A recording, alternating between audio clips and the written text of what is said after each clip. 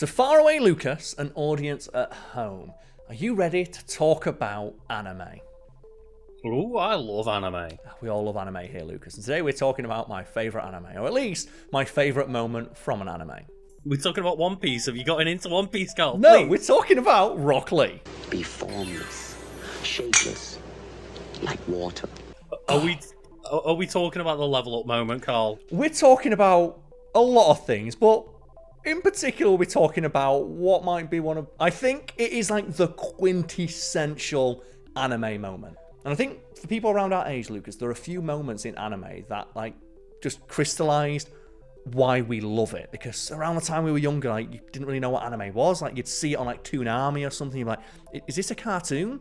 If it's a cartoon, why is it more like realistically drawn than other cartoons? Why is it more violent, more action orientated? What's going on here? And those two moments are Goku turning Super Saiyan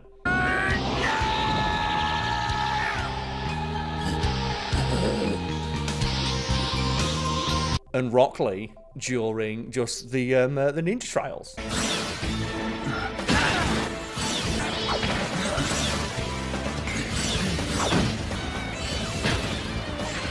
The ninja trials. Yeah, like Joey's having the fight in the school. I don't know what the fuck it's called. It's been years since I watched it. What is it? The tuning exams? No. Like, that's the thing is, I'm questioning it because, like, I'm not a Naruto follower. Like, I've not really watched Naruto before, but this moment is one that transcended whether I'm a Naruto watcher or not. Exactly, and it's like I said, it's one of those quintessential anime moments that people point to of like, you know, the power-up moment is like, you think Goku going Super Saiyan, where the Rock Lee moment is similar, and it's just where he drops the training weights. And it's just like the character that you didn't think was very strong is actually super strong in one very specific regard. Yeah, and I will as well point out the Dragon Ball moment of the weighted clothing, but we never got introduced to Dragon Ball until way later on in the UK. So in the comments can like, well, Dragon Ball did that first. It's like, yes, but we didn't get Dragon Balls. Hey, what is this? Ugh, it's really heavy. This is unlike any shirt I've ever seen before. So to put everyone on the same page in regards to myself and Lucas's history with, you know, anime as a genre, I'm guessing like myself, Lucas, you watched like Dragon Ball Z on Toonami, didn't know what Dragon Ball Z was, had no idea that it came from this thing called Dragon Ball, yeah? Probably saw like a couple episodes of stuff like, you know, Tenchi Muyo every now and again, and just didn't realize it was a genre into itself, right? Yeah, 100%. And then became an adult, and then, oh wow, anime is this thing that I had no idea, but I have like no attachment to, like say Dragon Ball, One Piece, Naruto, depending on which one you watched, and just different people have different stories, but for most people, their entry animes were Dragon Ball Z, Naruto, One Piece, or Bleach, I guess. Like Bleach is another one I know a lot of people watch, but I never really got into myself. Yeah, that's the thing, isn't it? It's like there's the big three, which were One Piece, Naruto, and Bleach at the time. And then, like, the grandfather of the big three, which is Dragon Ball Z. And just like, and it's one of those weird things of like, we both consider ourselves to be fans of this genre, but every time we talk about it, we have to be so careful because there are people who are seemingly unable to empathize with the fact that we didn't grow up with this stuff, but we're still fans of it. And it's like, in our adult years, we've tried to, like, you know, engage with more of it. And like, you know, Naruto is one of those things. And I'm saying Naruto and Naruto because I know Naruto is the proper pronunciation. My ex-girlfriend was Japanese, she told me that. But Naruto is what we call it because, again, we grew up as little kids and didn't know what Japanese was. Yeah, it's like the westernized, like, mispronunciation that we all grew up with kind of thing. Yeah, it's like, all you need to think is like the game, I think it's like Virtua Fighter, there's a character of Kage. But his name is spelled K-A-G-E. Cage. So everyone said Cage with a K. And then you'll say that and people know it's actually Kage. It's like, how the fuck am I supposed to know that? I was 8 years old, leave me alone.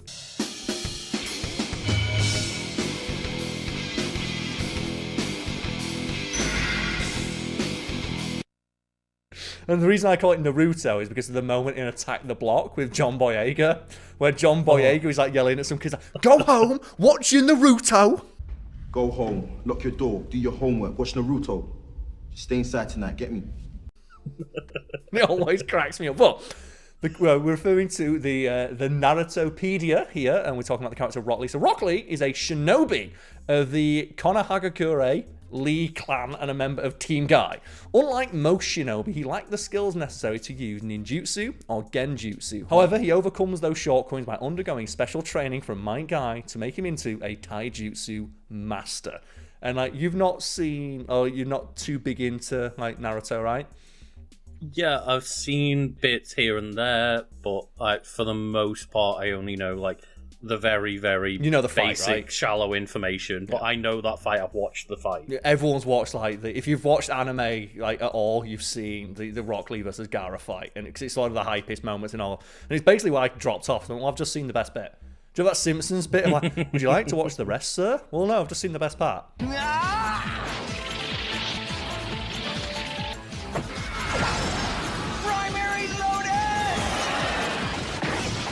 You want to rent it, sir? Why? I just saw the best part. I've just seen Ninja Bruce Lee fight a Sandman. I'm good.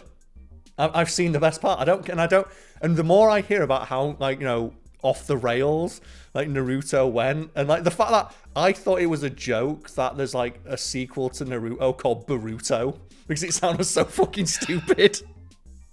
And, like, generally just looks awful. Like, I cannot get over the Boruto design. Yeah. It looks awful. And I think that's why I like Rock Lee, because, like, he's very obviously based on Bruce Lee. Like, just the name, if the name wasn't already a giveaway, like, he's got the bowl cut that, like, Bruce Lee was famous for. And, like, his outfit is not the yellow outfit that Bruce Lee would wear, but, like, just the simple jumpsuit. Is, to me at least, a very obvious allusion to Bruce Lee. But yeah, so if you've not seen it, so what they do is during the fight, they talk about how, like, Rock Lee's useless, and they all joke about it. Say he can't do ninjutsu and he can't do genjutsu, so like, he can't use like ninja magic. He sucks, and they talk about how, like, yeah, he sucks, but he's got one thing that nobody else has. He's an idiot who won't give up. Lee has no ninjutsu or genjutsu skills at all. You're kidding. Oh, that's nothing. You should have seen how hopeless he was when I first met him. And then my guy's talking of like, yeah, which ordinarily would be a huge disadvantage, but the advantage is that by putting all of his stat points into punching and kicking, he's now one of the greatest punchers and kickers in the universe. Lee had no aptitude for ninjutsu or genjutsu, so he skipped them and focused all of his time and energy into developing his taijutsu. That way we turned his disadvantage into a blessing. Now he doesn't need those other things to win, because he's transformed himself into the world's greatest taijutsu specialist. It's like, he can't do magic, but you know what? He's fast and he can punch fucking hard. He can punch really hard, yes. And they have, like, another, to me, again, very obvious Bruce Lee reference, where they show, like, Rock Lee training, where, like, he tries to do a ninjutsu technique and fails. So he just kicks a board over and over again. And he's like, okay, if I can't do this thing, I will kick this piece of wood 100 times. And if I fail, I will do 100 squats. And if I fail that, I will do like 100 press-ups. I think it might be 1,000. That's like a reference to the famous Bruce Lee quote of like, I'm not scared of a man who's mastered 1,000 kicks. I'm scared of the man who has like done one kick 1,000 times, because he knows exactly how to deliver that kick. I cannot do 1,200 without a mistake. Then it is 2,000 kicks. 1,117, 1,118, 1,119, 1,100. And it's just him kicking a piece of wood for like all day. And that's how he trains him of like, okay, so you can't do ninja magic, but if you just kick every single day really hard, you will be the best person at kicking really hard. We've got some band names here, because we have his nicknames. So the nicknames for Rock Lee include Centipede Brows, Okay, yeah. Kona House Beautiful Green Wild Beast, and the Handsome Devil of the Hidden Leaf Village. That's cute. And then it's like his basic background is here. It's like during his time at the academy, Lee proved to have no talent for ninjutsu and genjutsu. When he was mocked by his peers because of this, he persevered, focusing entirely on his taijutsu. After he succeeded in graduating, he was added to Team Guy along with Neji and Tenten. During the team's first meeting, he vowed to become a powerful, splendid ninja without using either ninjutsu or genjutsu. Those, like, his peers laughed at him, but their sensei, Might Guy, took a special interest in Lee. And Might Guy is like another character who's super rad. Because he just says, like, he's also, he could do a little bit of ninja magic, but he's also, like, just, I'm good at kicking people.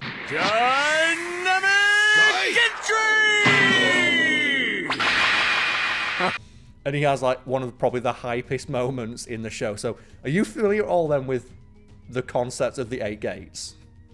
Yeah, like, I've watched some Death Battle episodes where they talk about it, so I've got, like, some vague knowledge on it. Yeah, so they talk about how there's this secret forbidden technique called the 8 gates. And they say, you can open up a couple of them and you'll be fine. And essentially, each time you open one up, it unleashes the flow of chakra throughout your body, thereby empowering your body, allowing you to do superhuman things.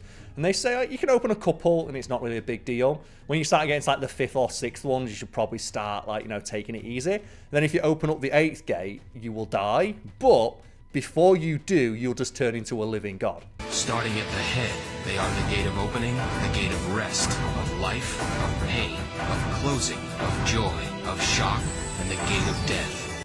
And they even have, like, a cool moment where you do it and you start glowing red. And it's like, that's not like anime, like, just glowing aura bullshit. That's your own blood boiling and just exploding from your pores. Yeah, it's like, you will like, it's not one of these bullshit things where, oh, you know, they master the death technique. It's like, no, they'll die. You'll die, but until you die, you will be the strongest living being on planet Earth. For like 5 minutes. Is how'd you learn that technique?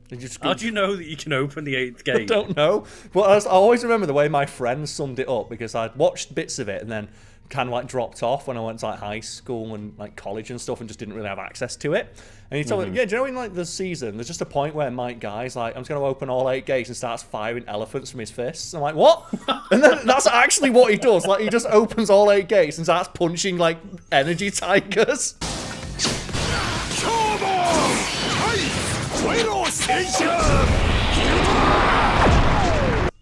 Oh, and that's not like exaggeration. He just punches energy tigers at people. And it's like, what is this? That would be a way to go, wouldn't it? Yeah, and then I think like the final thing he does in the season is like he puts all his energy into one move, and all he does is run really fast and drop kick the final boss and kill him. Like, he puts all his energy into just a drop kick. I respect it.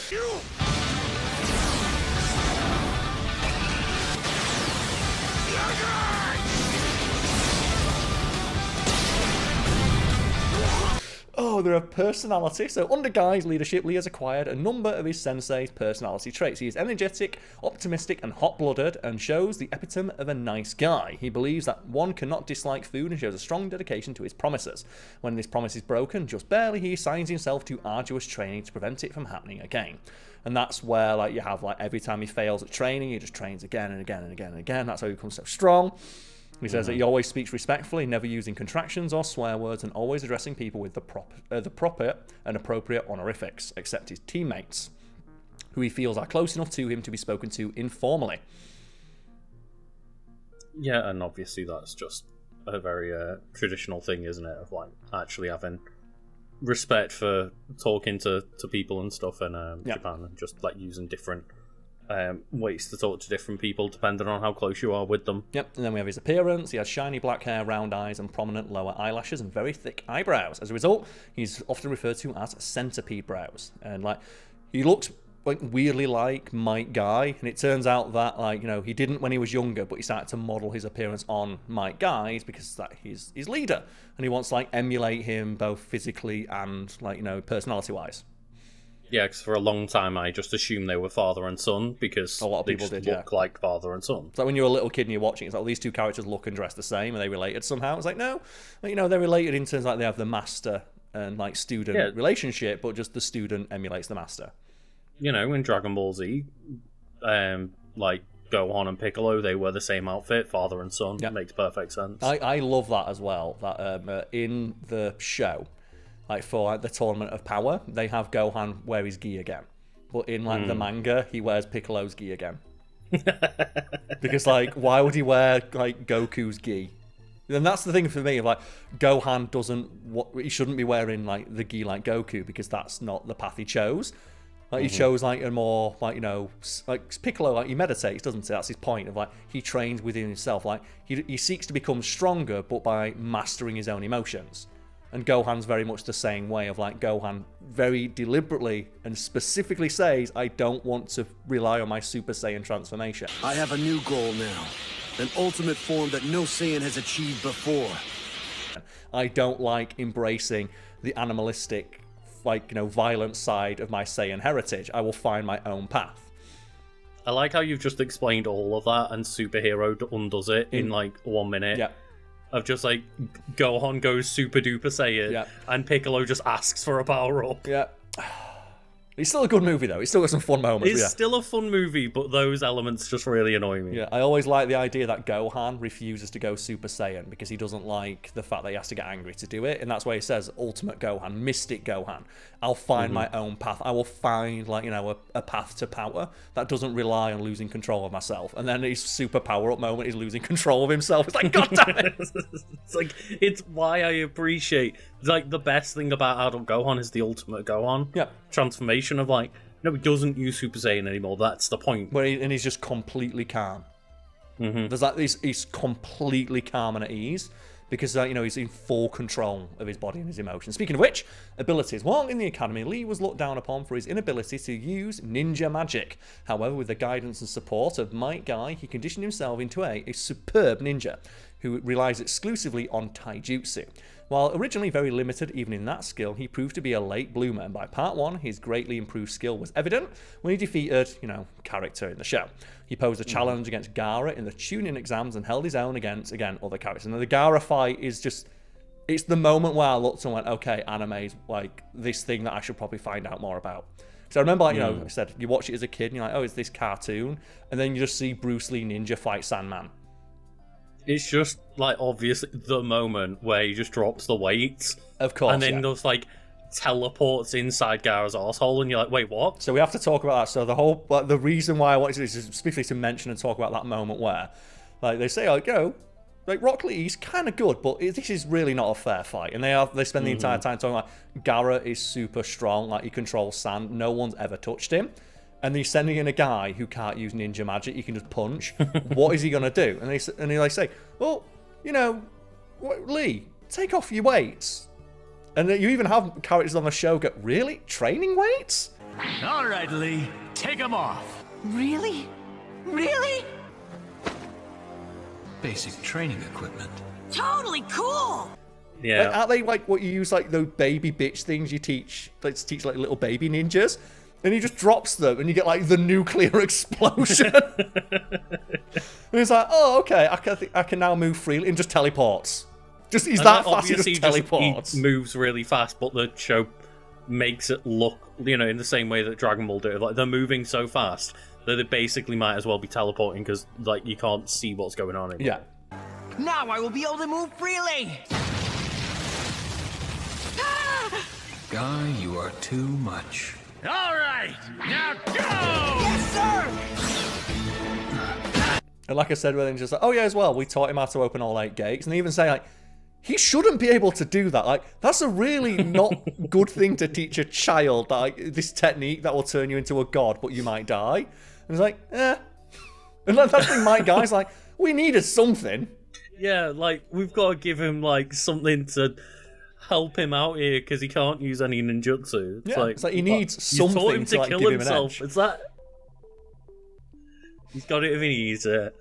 And that's what they say about that as well. He says this guy's he's 13 years old. He's probably the greatest taijutsu master on planet Earth right now because of that's how good he is. Because he's just put all his stats into punch. Yeah, and he's real good at punch. It is such a good moment where that catharsis of just them all making fun of him, what's Rock Lee gonna do?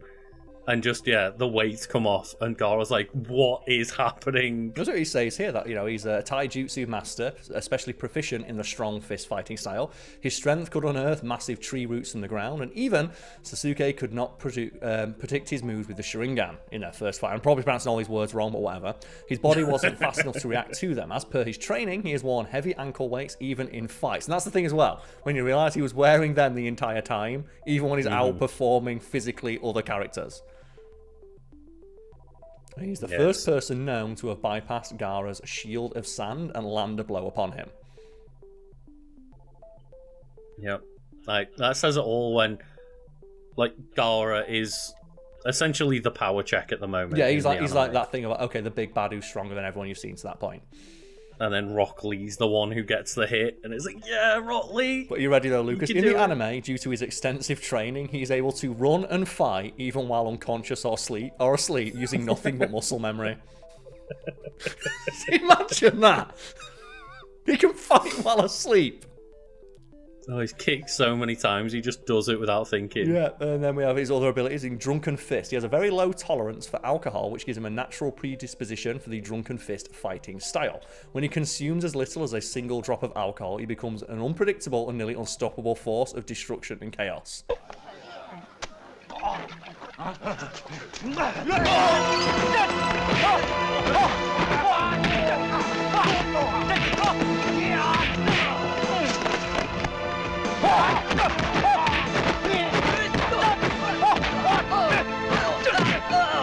I was gonna say, like, they shouldn't be giving these 13-year-olds alcohol. And you know what? He fucks them up then. The 8 gates. Through Guy's teachings, he has learned to open 5 of the 8 gates at age 12. The 6th gate at age 17, and in the anime, the 7th gate sometime after, during the 4th Shinobi World War. It's like, just stop fighting. That's the thing. So when I hear that it ends at the 4th Shinobi World War, it's like, come on. By adulthood, he had mastered the final gate. Using the 6th gate, he's able to move so fast that he's able to save his mentor from a truth-seeking ball, which moved fast enough that Obito couldn't use the Kamui to escape from them. Like, these are all words I don't understand, so I didn't get that far in. All you need to know is he can run really, really fast. With each gate open, his strength, speed, and chakra levels and bodily functions increase tremendously. However, the longer he maintains these gates, the more strain and potential physical damage he puts on his body and himself. By pushing his body far past his natural limits. For this reason, he's only permitted to open any of the gates during the most dire situations or to protect someone very dear to him. And that's why, again, you get in the Gaara moment. It's like, okay, just open 5 gates. And it's like, you told me I could only do it in special circumstances. Like, yeah, but I kind of want to see you kick this sand guy's ass. I just think as well that it's always, like, it's so weird in anime where, you know, for example, like, it's kind of similar but a bit more nuanced than the Kaioken technique. But why do they never teach everyone that? It makes no sense that the Kaioken technique is something that only Goku does. Yeah, it really doesn't, but the fact that it's only to be used in special circumstances, but then immediately they run to like, oh, but he's doing Kaioken times 20 and breaking his body, but then has no after effects for it, and it's just inconsequential when Dragon Balls and Senzu Beans exist, and it doesn't seem to do anything to him anyway. It's the fact that they have the Kaioken technique. People don't know in Dragon Ball there's a technique called the Kaioken, and essentially it is just a direct multiplication of your power level, and it can be as high as you want. And I think it goes up like 100 times Kaioken in one of the movies, right? Something like that, yeah. He does like 100 times Kaioken, like Kamehameha wave.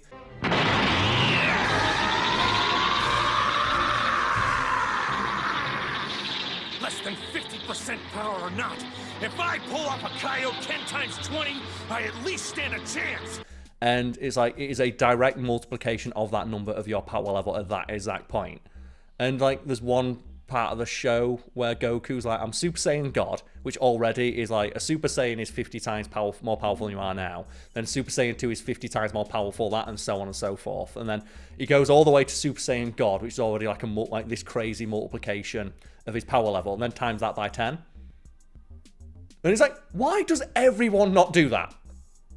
Yeah, the fact that you've got him at Super Saiyan Blue level, which is like a Super Saiyan version of a Super Saiyan God, but then he can just, if he wants to, multiply that by like 10, 20 times. Yeah, and again, and there's seemingly no downside to it either. And the only time he ever has a downside, it's basically a joke. So I think after he does that in the anime, he can't control his ki, so he just when he tries to like instant transmission. Another technique everybody on the show should have learned how to do. Like he just like randomly teleports into people's houses because he can't control exactly where he's going. It's like, okay, but for 5 minutes you were 10 times stronger, and now you can't teleport instantly for like a week.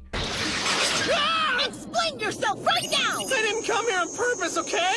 Then why the hell are you here? Trust me, I'm just as confused as you. Look, I wouldn't come here just to see your boobies. Yours are too saggy now. What's wrong with you? it's one of those of, both Kaioken and Ancient Transmission are just things Goku got taught by another person. It's not something that only Goku could ever do. Yeah, but someone's got to mention in the manga that Vegeta does learn how to do instant transmission. It's like, why did it take him like 20 years to look at a technique that lets you instantly teleport anywhere in the universe? Especially when there's multiple times where they have to use instant transmission and Vegeta's like, he doesn't like relying on Goku to do that. So learn how to do it! It took Goku like 5 minutes. It's like, just go visit the yard rats and learn how to do it. You'll be fine.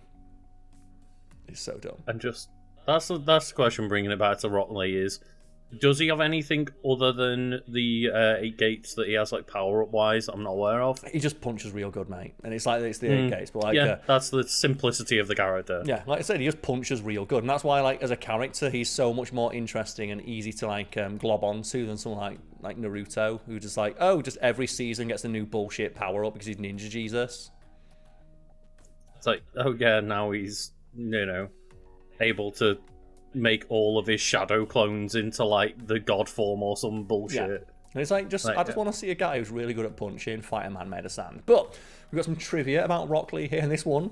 So Rock Lee's name is derived from the rock musical genre and is a play on Bruce Lee, whose given name is pronounced the same as blues in Japanese. This pun continues with Rock Lee's son. And what would you like to guess Rock Lee calls his son? So he's called Rock Lee, and it's the same naming convention for his son. Metal Lee? Yeah. His son's called Metal Lee. That's great. It's so dumb. Rock Lee has his own spin-off series called Rock Lee Springtime of Youth Full Power Ninja Chronicles. Like his sensei, Rock Lee's character seems to be inspired by Bruce Lee, as shown from his name and having the same birthday and hairstyle. I like to say seems to be. He looks exactly like him. He has the same, basically the same name, and his birthday the same day. Could be a coincidence.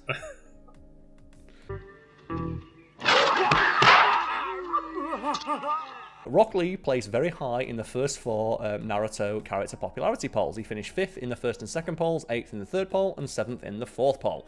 However, his popularity has slipped in the last 2 polls, finishing 13th and 18th respectively. And it's one of those things where I bet if you went and read them, it's just Gara, Gara, Gara, Gara, and like, fuck's sake. I'm presuming, the top 3 is top. I was going to say it'd probably just be like the, Sasuke. Who's the edgiest one? Sasuke, Naruto, and I can't remember the instructor's name. Yeah, the guy with the half-face mask. The guy with the one eye. I do like this as well. According to Masashi Kishimoto in Shonen Jump's Naruto Anime Profiles, episode 1-237, Lee is his favourite character to draw. Does that mean his Might Guy is his favourite character to draw? I guess it's just the same character, isn't it? It's like bigger version. According to the official Naruto the movie data book, he is 177 centimeters tall. His hobbies are his and Might Guy's intense taijutsu training regimes. He wishes for rematches with Neji, Sasuke, Gaara, and for an all-out match with Naruto. His favourite foods are medium spicy curry. He has completed 61 official missions, and his favourite words are endeavour, guts, and love. Yeah, just endeavour and guts. It's like, that sounds like Rock Lee, to be fair. Yeah. I appreciate the fact that he sees Naruto become like ninja god with like the 9 tails power up and all that, and he's like, I want to fight 1,000 shadow clones and that. I want to go all out with this dude. It's like I said, he can technically open all 8 gates, which means he could start just punching tigers, like spirit tigers all day. And it's like, I guess we have to mention like the death battle between like Might Guy and All Might. Oh yes, where they have that moment and they talk about how like, oh yeah, Might Guy can just open all 8 gates and just start firing tigers. And then like All Might can just like fire tornadoes out of his fists. It's great. 7th gate, open! Daytime Tiger!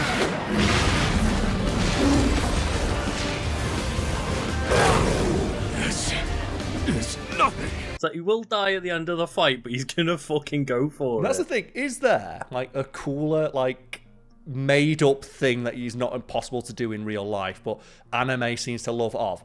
not firing energy projectiles, but punching so hard that the air from your fist causes a projectile. Oh, right, yeah. I think like we mentioned Gohan earlier. He does that, doesn't he? Where he pushes his palm forward so fast, it just causes like an air blast. He doesn't fire ki blast, he just fires air.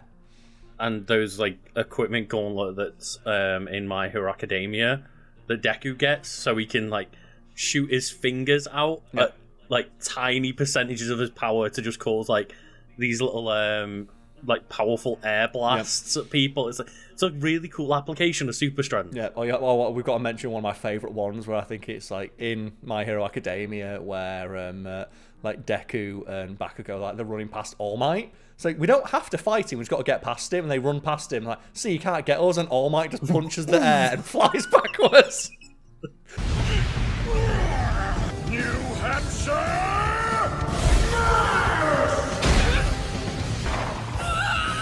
It's like, All Might can't fly, but he can punch real hard. It's so dumb, and that's the thing. That's what I love about anime, stuff like that. I don't care that Naruto could turn into like Ninja Jesus Mega Super Cool Fox thing. Or what I want to see is just a man who's real tough, just punching like the air so hard it catches fire. You don't need magic if you can punch real good. It's like, wow, Rock Lee, can you summon fireballs? No, I'm just punching the air so hard that it ignites and flies forward. Oh, that's way more cool. And that's what you can do. Oh, God. Thank you for tuning in, everybody. I know, complain in the comments about my pronunciation of these Japanese words I learned as a kid. And just now going to be so many corrections. I remember them. And subscribe and like for more content like this. As I always say, cheers for watching, and see you all next time.